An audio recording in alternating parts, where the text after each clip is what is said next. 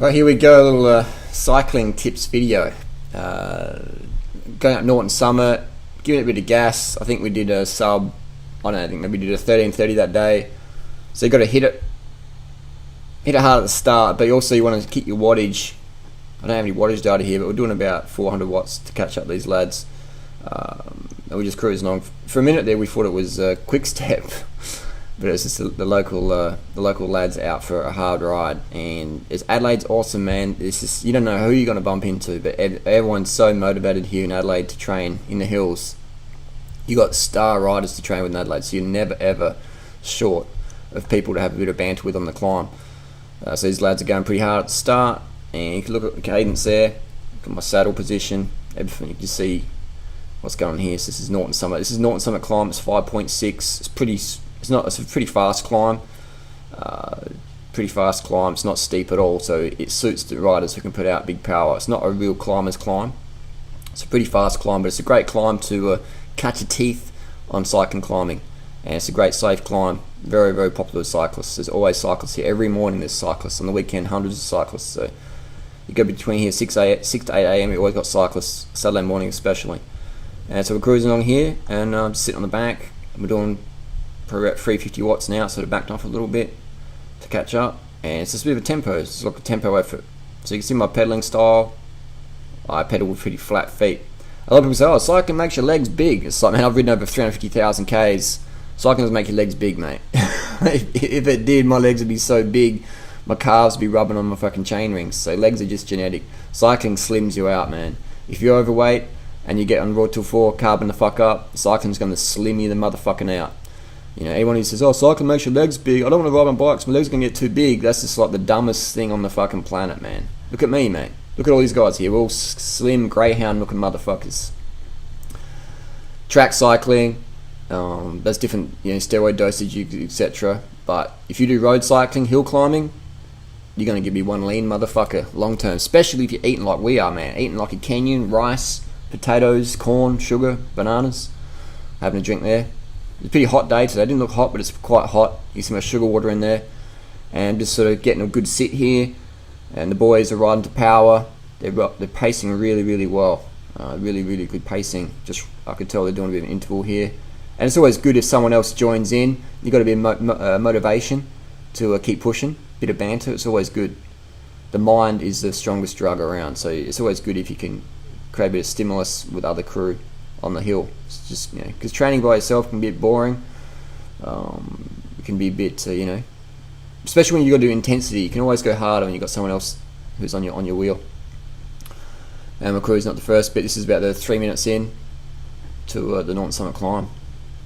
And so you see different, get out the saddle there, sort of gives you the ride in front, getting out the saddle a bit, just helps you use different muscle groups, gives you other muscles a bit of a break. So normally get out the saddle for a few seconds, and then get back in and sit.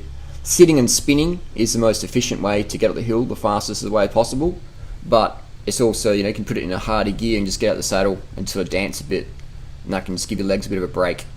But you'll see this rider will get back in the saddle pretty soon. Otherwise, if you're out there you go. And see that? The cadence went up again. So getting out the saddle, you glide it a little bit, just give your leg a bit of a break, and then you get back in, sit down and spin. So this rider here, the black socks, great cadence, and very smooth. The hips aren't really rocking too much. And it's good form here while the rider's in front. So I'm just sitting on here, letting them set the pace, but I know what's going on. I know that they're doing like a sort of a threshold tempo, and I thought that's a good opportunity to get some training in as well.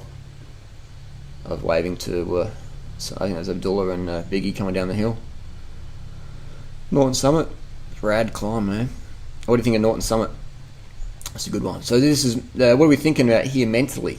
Just sort of staying relaxed. You can see my hands on the bars. They're just enough pressure that if I do hit a bump, I'm not going to fly off the bike, but I'm not white knuckling it. You only want to white knuckle it when you're sprinting.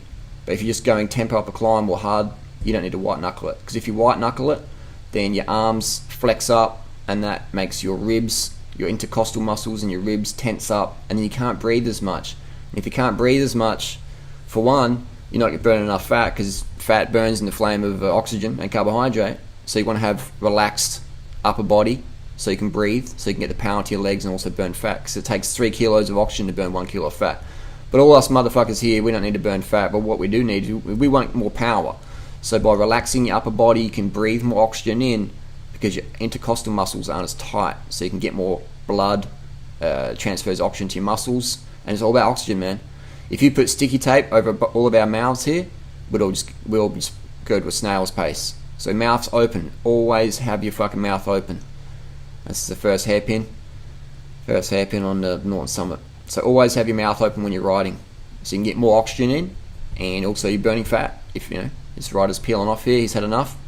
He's calling it a day on the climb, and now there's just the 3 of us left. Griff is behind with the GoPro and his bars, and we're going pretty good. This is good power.